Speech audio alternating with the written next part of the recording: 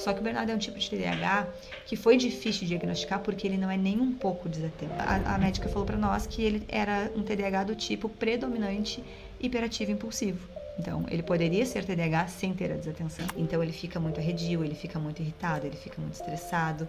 Então, ele tem comportamentos muito impulsivos. Por exemplo, a professora falava também que às vezes o coleguinha estava passando, ele botava o pé pro coleguinha e aí quando o coleguinha caía, ele ficava super preocupado porque o coleguinha caiu, sabe? Mas ele tem aquele impulso de botar o pé, o colega cai e aí ele fica preocupado.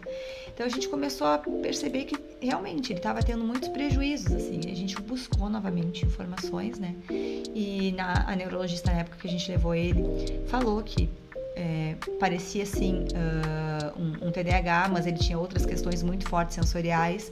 Então a gente primeiramente teve um diagnóstico de TPS, né, que é o transtorno do processamento sensorial, que hoje a gente chama de disfunção sensorial, né?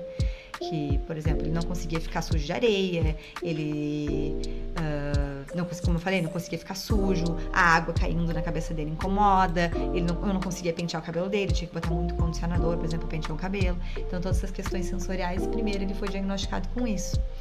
E aí, quando ele entrou lá no primeiro ano, que as características começaram a se acentuar, a gente fez os testes e a gente viu que o Bernardo era TDAH.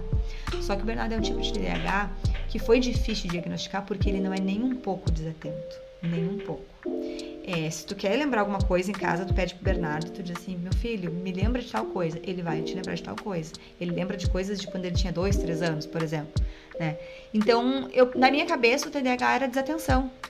Era só desatenção, né? E aí, quando a gente começou a ter orientações, a médica falou pra nós que ele era um TDAH do tipo predominante hiperativo impulsivo. Então, ele poderia ser TDAH sem ter a desatenção. E aí, isso abriu um norte pra nós, assim, né? Abriu os nossos olhos.